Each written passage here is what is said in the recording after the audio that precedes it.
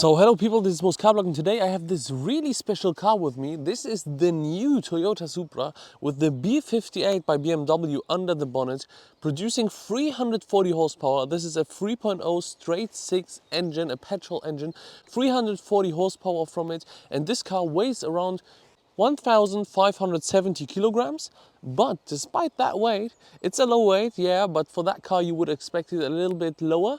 Despite the weight, it feels really nimble when you drive it. The color is called Prominence Red, and I think it fits this car really well, especially because it has these black accents. If the car would be black, they will get lost in it. So look, we have the black front bumper here, we have the black on the hood, we have the black mirrors, the black side skirt here as well, making this car look really sporty actually. This car is getting a lot of attention outside. I wouldn't have thought that, but people are looking, kids are taking photos, and this car seems to be really popular. So despite it being a Toyota, we have a BMW cooperation. This car is technically the coupe version of the BMW Z4. Since the Z4 is only available as a cabriolet, this is the closed coupe version of it, and it drives really well. We'll see that in a second. So let's start off at the front here. We have these beautiful lights, these 6 eyes in the light. There's even a 7th one here at the side. And this beautiful light strip here, this is for the indicators. It makes it look really good, especially at night. This is a bright, nice looking light. This is the key of the Toyota Supra, and let's have a look at the indicators. So these are the indicators of the Toyota Supra, especially at night. They look really good. I also will do a night drive of this car, so make sure to subscribe to not miss it. So at the front we have fake vents going on here. This is also fake, but the underneath is real. The underneath part is real, but this one is fake and this one is fake. Just look at this cool looking light here. It looks really good. This car has like a really special look to it. I don't know what it is, but it looks really sporty. It kind of has that Asian face, yes, reminding of the Lexus LFA in kind of a way, but it looks really special, really sporty. Especially I like the back. I like the back of this car a lot.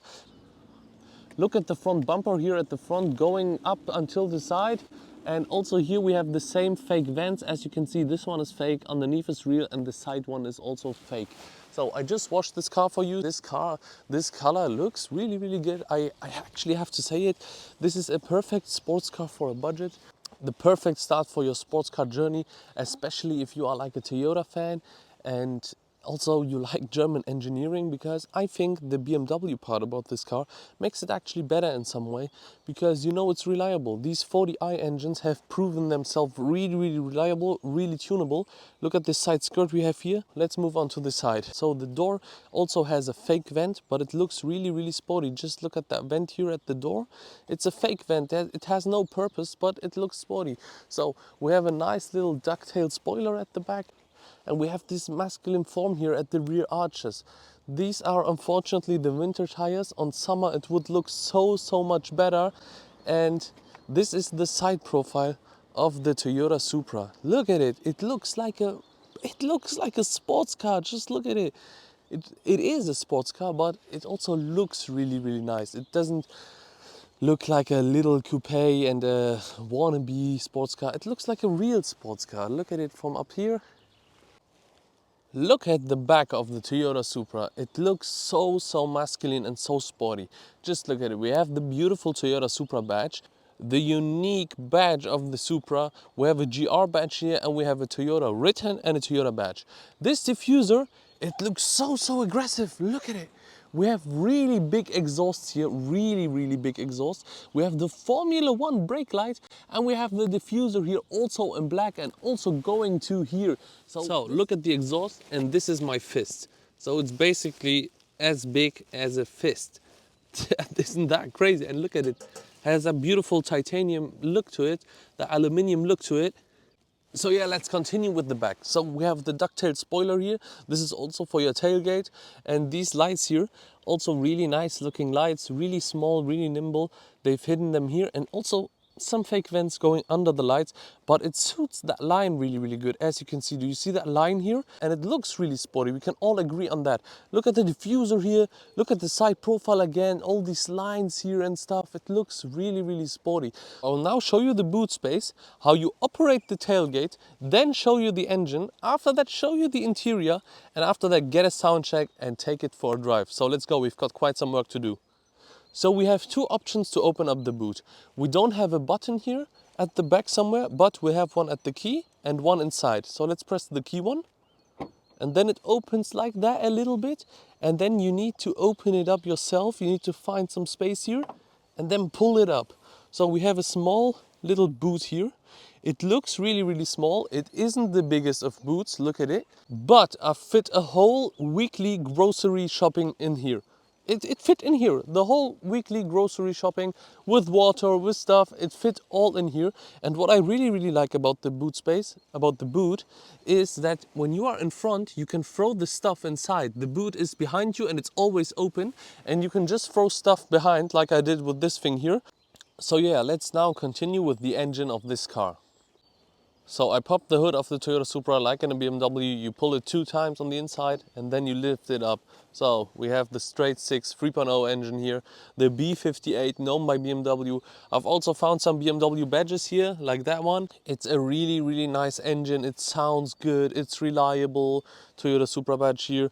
It sounds good, it's reliable, and for the Supra fans, for the die-hard Toyota Supra fans, this engine is also really, really tunable. There's some versions of it like AC Schnitzer and Manhart and stuff, and they tuned this car. They even made it a body kit and they upgraded the sound, making it a really crazy sports car. Like really crazy. And yeah, for that little thing to have over 500 horsepower is amazing. And that engine, I've also seen some tuning companies getting it in like an M140i to 700 or 800 horsepower. So that car is really tunable. This engine has a lot of potential and it's great. And here it's stock right now, but I will show you how it performs stock because it's great in stock as well. Especially with the rear wheel drive setup, this car is a lot of fun to drive. So I'll now show you the inside, get you a sound check, and then I will talk you through the driving. So the first thing we will notice is the BMW door handle. We lock it up like this, the keyless, and we open it up like this. It's like in my M5. So let's open up that door. We are greeted by a Toyota Supra inlay here, looking really, really good with that traditional Toyota Supra badge. So on the inside we have this aluminium door handle here from the new 3 and 4 series. The light switches here from the new 3 and 4 series, but the rest is from previous generations of BMW. So Toyota Supra inlay here. These good looking paddles, the seat here in this kind of like leather, but it's not real leather, but look at these sports seats, they look really, really nice. They really do look nice and they feel nice. This car is so comfortable to drive it. I'll step inside and talk you through the infotainment.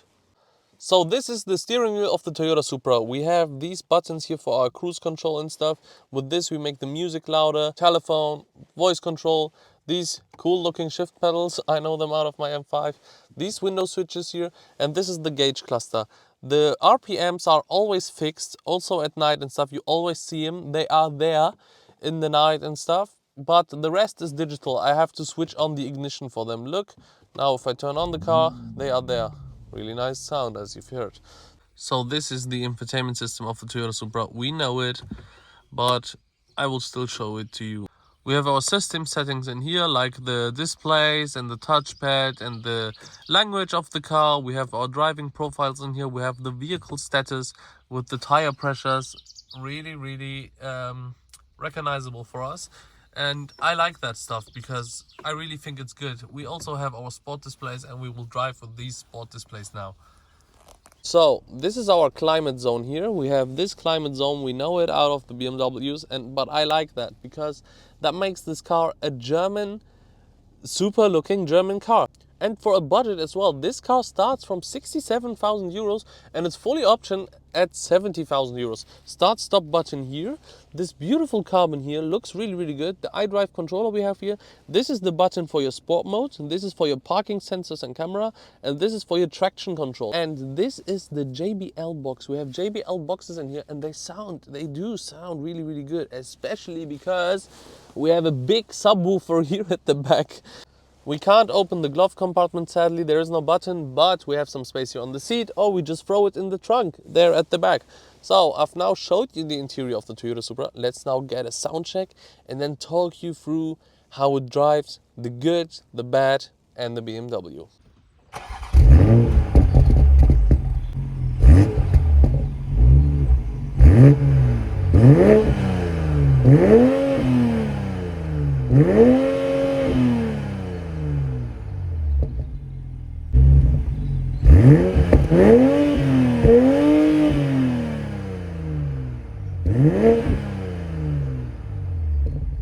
So people, inside of the Toyota Supra, the first thing I have to tell you is the sporty seating position. Also getting in and out is really sporty because we have like this red thing here and we need to step our feet over it. So it is a really sporty feeling in this car. So let's now start it up and take it for a drive. So let's put it into the drive and start our drive.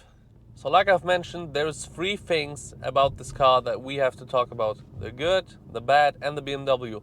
The BMW thing is good in my opinion. Some die-hard Supra fans won't like it, but I like it because it makes this car really reliable. It has a nice interior, we know it. It's German build quality, but with the looks of this Japanese sports car.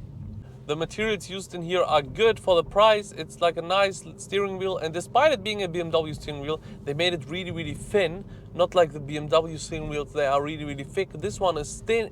This one is thin and sporty. With this car being rear-wheel drive, it becomes a really desirable package for me. Because with the all-wheel drive, it would be kind of boring, but with the rear-wheel drive, it slides around if you wanted to, if you press the traction button. If you go from zero, you have some wheel spin. It's really a desirable package here in the rear-wheel drive setup with the straight six engine. And so the good thing I like about this car, it feels really, really light. That's the number one I like about this car. Number two is the suspension, because it's so soft. You can daily drive this, no problem. You can go on long journeys with it, no problem. It's such a soft suspension. I know you can't compare it, but the suspension, for example, of the GT3 Touring was 1,000 times stiffer. Like a little bump in the road would shake the whole car. This one just drives normally over it, like in a normal car. I really like that stuff about it.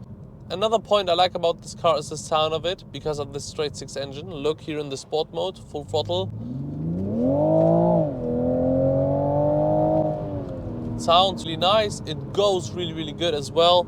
It's such a nice package for this price. And another thing I like about this car is the fact that it's a BMW corporation and everything in here is German and stuff. It's really, really nice. So now to the things that I don't like about this car.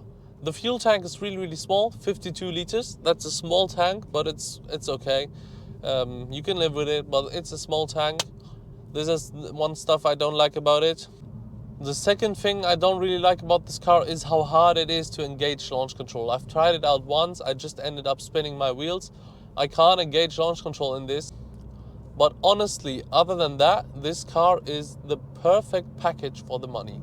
The materials could be more luxurious, yes, but we are buying a car for 67,000 euros. And for that, it's really, really good. We have a nice backup camera, like in the BMWs, the modern one, the new one. It's really, really nice, a backup camera.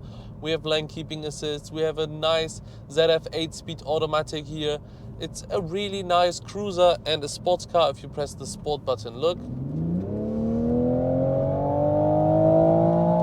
What a sound this car has.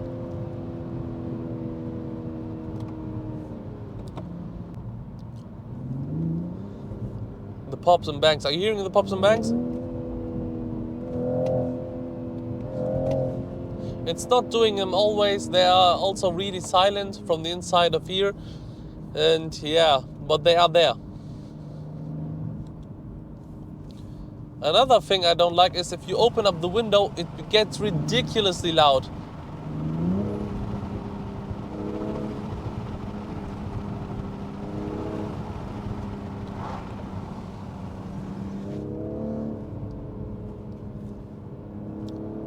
I mean the wind noise, not the car, unfortunately. So let's now give it full throttle. The wheel spin, it's so nice. It's so fun to drive this thing. It's really fun, and it's so nimble here in the corners. I really like how this car feels. It feels so sporty, despite it being on winter tires.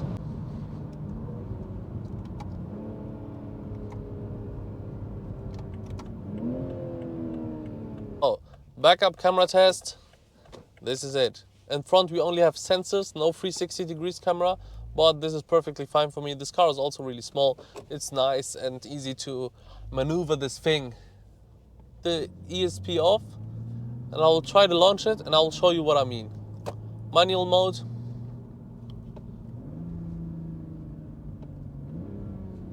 So look at it. I will now go to 0. Foot hardly on the brake, as hard as it gets. Throttle, burnout. Do you see that?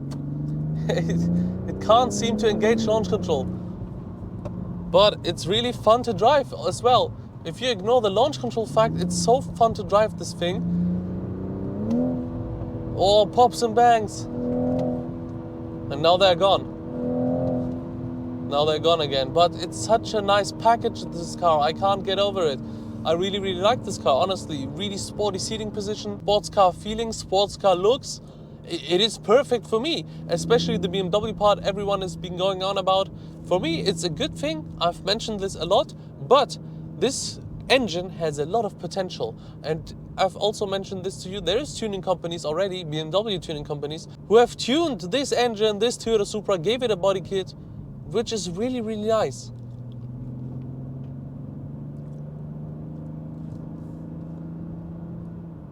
Also, if you want to go ham with the tuning, you can do that with that engine. There's BMWs with 700 or 800 horsepower with this engine. And just imagine that with the rear-wheel drive setup we have here in this amazing car.